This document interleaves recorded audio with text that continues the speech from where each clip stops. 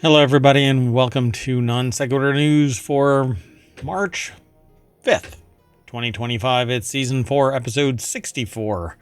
I am Mayor Watt, and along with the sentient AI who's not available at the moment, well, we normally talk about 10 articles. That's what we're doing today as well. We're going to start with Can You Dig It? Serial Fraudster, more No Man's Sky, Cyberthreats in the Sky, suspended for untimely performance, Nessie loves summer, posing and a buyer, and NASA just lost a spacecraft. How about the Charizard Cheeto and Whisky and Wine from Japan? It's Hump Day!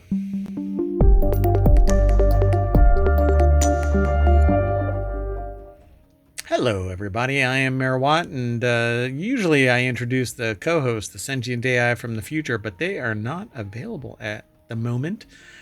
Kind of chilling, recuperating in their recharging station, I suppose you could call it. They'll be back tomorrow, more than likely, unless I get pulled away, and then, well, they'll be hanging out with me somewhere. That's the way that it works. That is the dynamic between Mayor Watt and the sentient AI from the future. No mayor, no show. Unless you want to co-host or host a show, then you can get in touch with me. Send an email to mayor@ohmtown.com. In the meantime, let's get into today's show. The first one is really spooky that this was submitted. I don't understand how this was submitted in like the context of the show, because yesterday I was looking at Digg and was looking at a clone of it called Plig, because ohmTown is getting too big for its britches. Essentially, we are outgrowing our infrastructure. So if you want to keep up, by the way, with today's articles, you can hit !NSN and Omatron will spit out the articles into the chat over on Twitch. On YouTube, they're already embedded in the show notes, so you can follow along by clicking on the links in the show. In the show notes, in the description. Anyway, news aggregator site Digg is apparently returning, it says, with an AI twist. Digg, the web portal that helped popularize upvoting and downvoting, is bringing in Reddit founder Alexis Ohanian as an advisor, which is fascinating because, what's his name? Something Rose was the creator of Digg, and Plig was a competitor. Digg wet the bed, imploded, and everybody went to Reddit, and that's how Reddit basically survived, along with the fact that Reddit admitted that they faked all of the original content, including the users and user comments, using something akin to AI, I suppose, but they faked it till they made it. So maybe I should do the same thing, right, with ohmTown. I should just flood it with a bunch of bullshit comments. I hear that works. Worked for Reddit. Anyway, the article is over at cnet.com. Omar Galaga put the article together. Digg, the web portal that helped popularize upvoting and downvoting, is bringing Reddit founder Alexis Ohanian as an advisor. So the new homepage at reboot.digg.com features a Digg upvoting box, which visitors can click on, and as the author states here, it's clocked 190,000 clicks at the time of their publishing. I don't know what it's at now. And an email sign-up box that reads, "Sign up to get early access when invites go live." A few months ago, Kevin Rose, that's who it is. Kevin Rose discussed the legacy of Digg, a darling of the Web 2.0 era of the internet, with the website The Verge. He said, in an immature network, trouble scaling, the rise of social media networks like Twitter led to Digg's downfall. But that, I do not believe that for a freaking moment. what led to Digg downfall was Rose pivoted to allowing unfettered submission from news sources into the Digg infrastructure. That is what everybody was talking about at the time. Everybody bailed, went to Reddit, and that was the end of Digg. So they say, I feel like it could have been better version of Slashdot and continued to dominate and been huge, massive tech source, tech meme plus, or whatever. Yeah, he said that he added that if you can find out who owns Digg, I would love to buy it back from them and turn it back into the old school homepage. They would heavily lean on AI on this front, AI for vetting, AI for a bunch of different things. And then it says, need your views on Klingon. I don't know what that part is all about, but anyway. Yeah, my problem with AI is that it, first off, it has a mental stroke and starts spitting out gibberish and bullshit. I can't count how many times somebody, I won't get into a conversation that I had today, but anyway, it's insulative.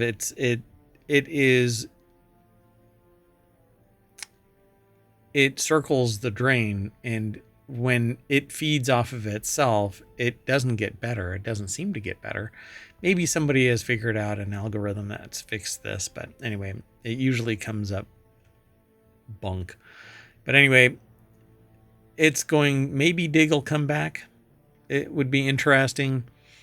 But they said this a few months ago, so maybe Kevin Rose bought Digg and is pivoting it back. I don't know. It says the original founder, Kevin Rose, has taken back control of the brand after it changed hands multiple times over the years, and says Digg will relaunch soon, right? So I guess he's gotten it back. I don't know.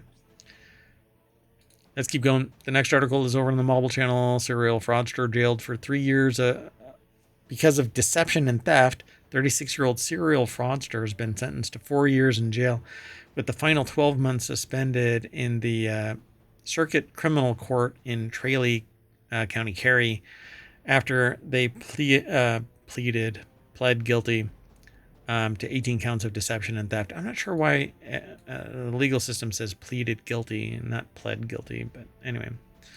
Yeah, I just don't understand it. Paschal Shea over at RTE.ie put the article together. For over a decade, the person has traveled from coast to coast in the country, but most of the people who met her were introduced to her under a variety of different identities, from this to that to the other. She is the subject of a 4-year investigation by the Doc on One team at RTE, which resulted in a 6-part podcast, which is now being turned into a television documentary. So maybe she'll benefit from that, right? I don't know. Anyway, she was arrested outside of the post office in Tralee on July 12th last year, when she had gone to collect 2 further disability allowance payments worth €232 each. So how much did they actually claim? More than €60,000 from the Department of Social Protection in supplementary welfare and disability payments over 4 years by fraudulently claiming that she was terminally ill. Well, you would think that, gosh, there is no amount of money that would make me want to risk prison. It doesn't work that way. But hey, some people kind of get away with it, I guess. If it would have been a bigger amount of money, they could have just paid a fine and walked away. But this is pittance. This is nothing. And they're going to go to jail. You got to be big. You got to just really take the economics by the accounting. Anyway, the next article is over on the Mobile Channel. No Man's Sky drops a big update addressing many space bugs. What else can you say about one of the bright spots in a troubled industry? No Man's Sky, from critical disaster to beloved darling. Few games enjoy as big of a comeback arc as that's a real villain arc there. From hero to zero back to hero it took a long time for them to get it all back, but anyway. So, of course, it's time for another batch of tweaks and fixes from the lovely folks over at Hello Games. No Man's Sky 5.58 patch details No Man's Sky's bug fixes fixed an issue that prevents the completion of the Chronicle Expedition milestones if the Rendezvous milestone auto-completes. Fixed an issue that could cause players not to know the terrain manipulator recipe, and a few other things. It's over at vice.com. Dwayne Jenkins put the article together. There's a bunch of them here, right? No Man's Sky bug fixes. Fixed a No Man's Sky rare mission blocker in Stellar Multitudes, and a bunch of others. Fixed a rare mission blocker in They Who Returned. That's number 2 on this list. Then they have section 3, and No Man's Sky final notes. Improve the quality of GTAO and PC VR. So maybe it's not gonna set my VR rig on fire. Fixed an issue that caused flickering when rendering water in VR. Introduced a significant memory optimization for PlayStation 4. Other things on various other stations, or not stations, but systems. So fixed a state of rare crashes and so on and so forth. Significant memory optimization for all platforms is what I wanted to read. So awesome. No Man's Sky continuing to crush the competition in terms of support for its fan base. And I really do love No Man's Sky. My only problem with No Man's Sky is, well, it seems to be kind of the same thing on different planets, but I need to get used to that and just play the game and embrace it. Like radical acceptance is what I call my newest ideology, just trying to accept what is. So I usually try and rail against it, fix it, whatever I perceive as a problem, but sometimes you just can't fix things out of your control. You can't fix things out of your control. You have to accept them. Anyway, and a lot of things are out of everybody's control. All right. Well, anyway, the next article is over on Technology Today. Look up: the new frontier of cyber threats is in the sky. With increased unidentified drone sightings worldwide, there are some concern they pose a cybersecurity risk. And so this article is sponsored by Acronis, which is a malware, virus, etc. Package. But the article is over at bleepingcomputer.com. I don't normally do things that are sponsored straight from a particular company. But it says here in January of 2025, the White House sent a similar message noting that the New Jersey drones were authorized to be flown by the FAA for research and various other reasons. Nobody knew what the hell was going on. Still, concerns over drones remain, so much so that the chief of North American Aerospace Defense Command, NORAD, told lawmakers in February that the Pentagon needed more resources to deal with drones flying over U.S. military installations. And there's a quote from the NORAD Chief General Gregory Guillotte. And so there's a reason to worry, given the example of a story out of Taiwan. Attackers used malware to spy on drone manufacturers' corporate computers and likely exfiltrate data. Taiwan is home to some of the world's most advanced drone makers, and drone production on the island has ramped up significantly since 2022. Attackers used a dynamic link library side-loading technique to install a persistent backdoor with complex functionality on infected systems. They brought 3 files to the system: a legitimate copy of Microsoft Word 2010, a signed www.lib.dll file, and a file with a random name and file extension. The attackers used Microsoft Word to sideload the malicious www.lib.dll, and the DLL acts as a loader for the actual payload, which resides inside the encrypted file with a random name. Boom. So DLL host.exe gets compromised, and off you go. The first appearance of the malicious files was inside the folder of a popular Taiwanese ERP software called the DigiWin. The Acronis Threat Research Unit found evidence of multiple components of DigiWin deployed in target environments. DigiWin, established in Taiwan but now based in mainland China, is the leader in Taiwan's ERP market. So who knows where the source of this was? Could be state sponsored. An investigation into the attacks revealed the use of long-lasting digital certificate from a company based in Taiwan. All command and control servers, as well as the companies targeted, were located in Taiwan. As such, it seemed likely that this strain of drone attacks is a highly sophisticated, targeted attack with careful planning and execution by the threat actors. So they ain't screwing around. The next article, let's just move on. The next article is over in the Law and Order channel. Missouri judge suspended for grossly untimely performance of his duties while deflecting blame.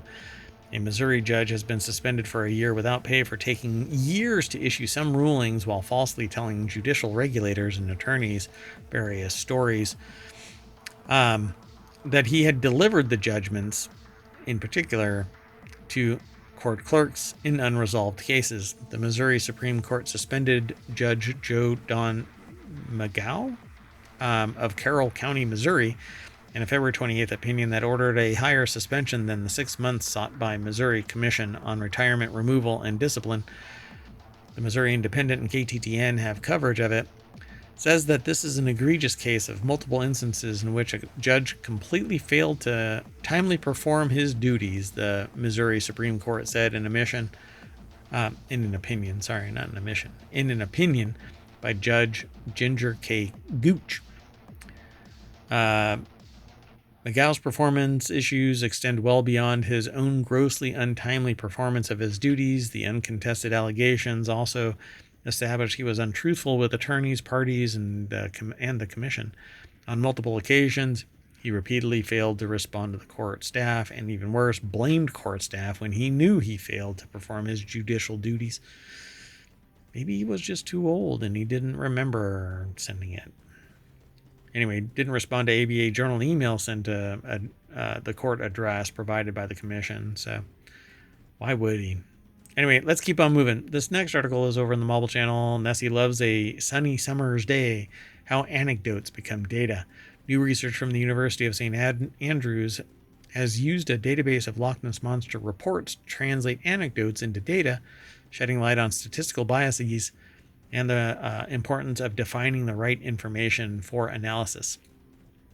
University of St. Andrews wrote this article. It's published over at phys.org.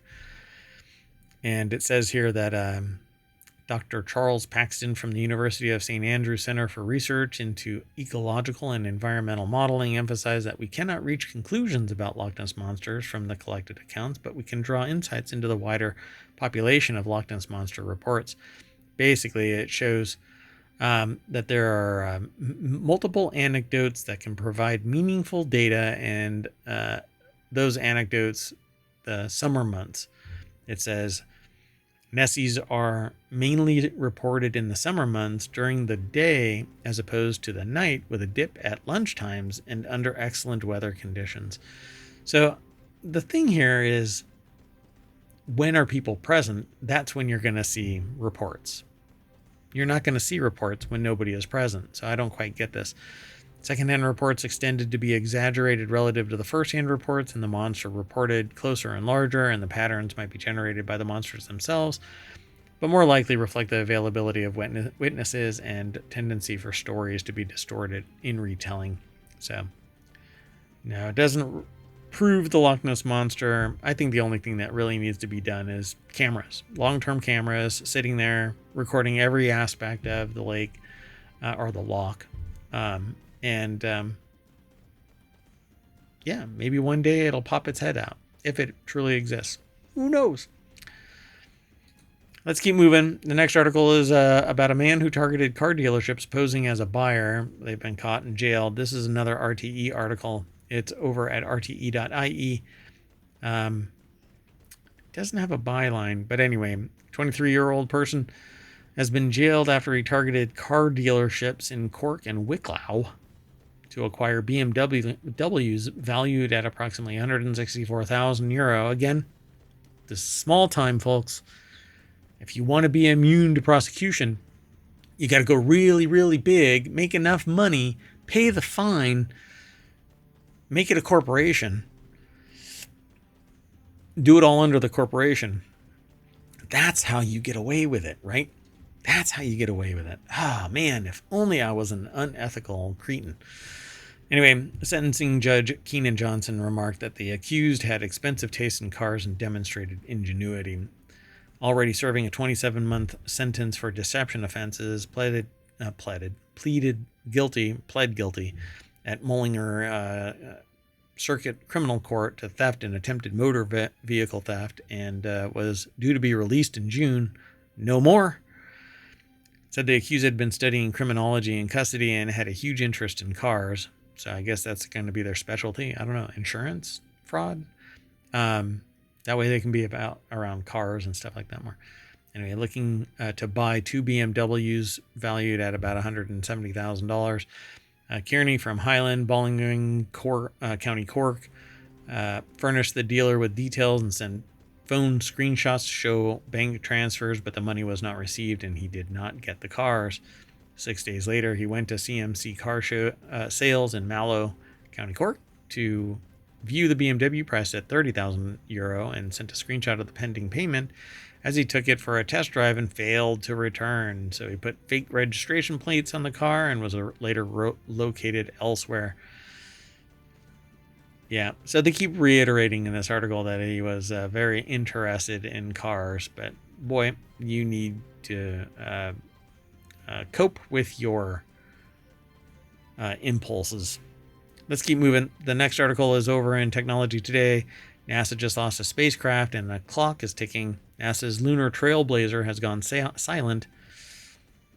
Drifting in space with minimal power, mission teams are working relentlessly to regain control using ground-based radar and NASA's Deep Space Network. I think the aliens on the moon do not want to be seen. If communication can be restored, alternative maneuvers may still save the mission and allow the spacecraft to reach lunar orbit. Guess we'll see. The article is by NASA. It's posted over at scitechdaily.com. Telemetry from before the signal was lost last week, along with radar data collected on March 2nd, suggests the spacecraft is slowly spinning in a low power state. If its orientation changes and its solar panels can receive more sunlight, power levels could increase enough to restore communication.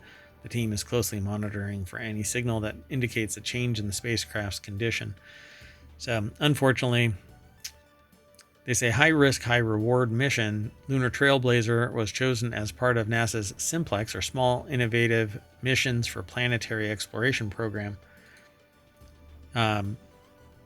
which allows low-cost science spacecraft to hitch a ride with larger primary missions. To keep costs down, Simplex missions were basically these boxes, microsatellites. This approach enables NASA to pursue bold, innovative mission concepts while expanding to portfolio of targeted scientific explorations. Now, there's a whole bunch more over at this article, along with many, many, many things over at scitechdaily.com, so go check it out. But I need to move on to the next article, which is about, it's in the WarCrafters channel, the Charizard Cheeto. Yep, that's what I said. The Charizard Cheeto sells for a ridiculous price at auction, $88,000. The Charizard Cheeto, which has no official connection to Pokemon, sold for $88,000. The sale indicates how far some Pokemon trainers are willing to take their fandom. The article is over at GameRant.com by Sarah Fields. Cheetos are made, it says here in the little summary, Cheetos are made of water and cornmeal, can sometimes randomly resemble iconic images. Thank you. Unique Charizard Cheeto. Do they have a picture of it? Yep, there it is. The Charizard Cheeto. Wow, it's actually a flamin' hot Cheeto, a variety of snack known for both its spiciness and vibrant red color, which is remarkably appropriate for the fire-type Pokemon, known for its surly and fiery personality. Grand total is even higher, $87,840 with the buyer's premium. The Cheeto, for a randomly created shape, does bear a surprising resemblance to Charizard, according to the author. Let's see, it was first discovered? It was discovered back in 2018. Its resemblance was acknowledged, and the Cheetozard was preserved, affixed to a custom Pokemon card, and mounted in a clear box. Wow. There's more over at this article, but that's all there is.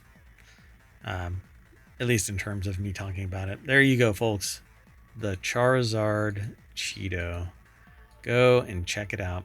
The last article for the March 5th Non Sequitur news is over on the Mobile channel. Plans are taking shape for an extravagant new... No. That's not what I want. No. Hold on a second. I did not fix this link. So let me fix this real quick. I was going to talk about this, but that's not what I want. Boink. And boink. So it's a demonstration time. The way that ohmTown works is you get a little snippet. We don't take the whole article. It's not screen scraped or anything like that. But when you click the visit the source, it'll take you over to the source. This happens to be vinepair.com, and it's Can Japan replicate what it did for whiskey with wine? Hannah Staub over at winepair.com put the article together. That illustration, which I think is amazing, is done by Danielle Grinberg. And so a new cult wine has grabbed the attention of American wine buyers and enthusiasts. The Pinot Noir, which first hit the U.S. market in 2022, is highly allocated. That means you can't get it. Sells out almost immediately each vintage and proves nay impossible to find. So when it says allocated, it basically means like a real estate agent's pocket listing. They know that they've got somebody that they can sell a house to, and so they don't post it anywhere. They go straight to that person and say, hey, I know of a house, and somebody buys it. Same thing with this. When it means when they say highly allocated, it means that it's basically already sold. You're not going to get it. Few bottles currently available are listed at severely hiked up prices, garnering $500 to $700 compared to the suggested retail price of $150, which is actually pretty hype. But this might sound like the hype that typically surrounds a top producer in Burgundy, but the wine is actually from Hokkaido, Japan. From the esteemed domain Takahiko, this bottling is one of several Japanese wines that have landed in the U.S. in recent years. So apparently it has some pleasing labels, a design aesthetic, and its expression is akin to what they talk about with the whiskey and gin from Japan. It says not to mention products like cars, but let's see if they actually describe what this thing is. While Japanese wine was virtually non-existent in America pre-2020, a surge of importers started bringing bottles after the pandemic, and the pace of new Japanese wines hitting the U.S. market has only accelerated. They say, let's see here. I'm going to try and find how they describe this thing. Yeah, not... Maybe up here further. Maybe if I go back. Yeah, I'm trying to scan this really fast because I don't read the articles prior to the show. My reactions are exactly what you are witnessing here. I actually like a lot of the whiskey that's coming out of Japan. But I haven't had wine from Japan. I don't think I've ever had any wine from Japan. But I'll have to go and try it out and talk about it. It says, let's see here. Japan was one of the first countries to embrace natural wine outside of France. In fact, there's even a rumor that the term natural wine was first coined in Japan 20 plus years ago. It says Rui Makewa,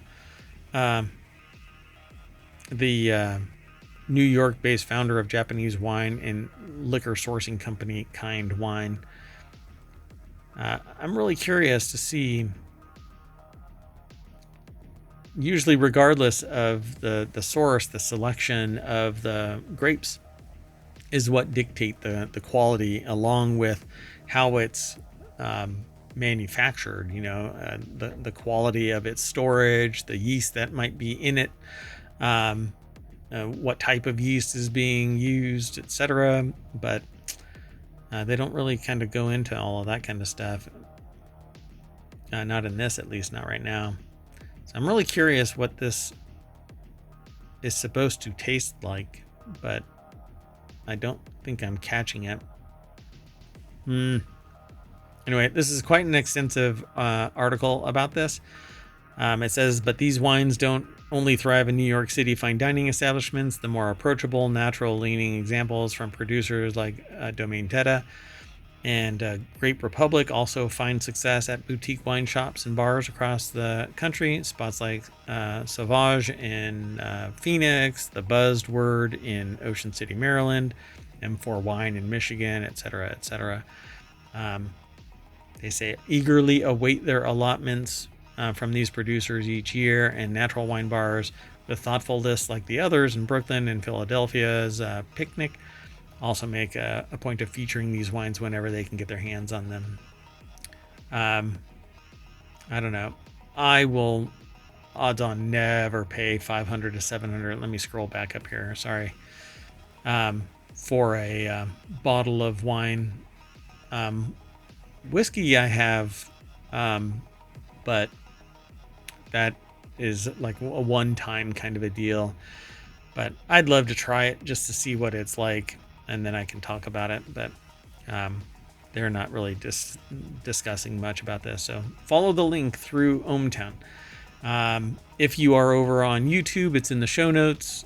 On Twitch, it's in Omatron. If you get there late, you can actually just hit !NSN and Omatron will spit it out into the chat. But if you're on YouTube, it's already embedded in the live stream. But that's it. We are done. I kind of crushed 2 shows today in really short order. Normally the show takes about an hour as we discuss the various aspects of each article, but we've gone through all 10 of them in record time.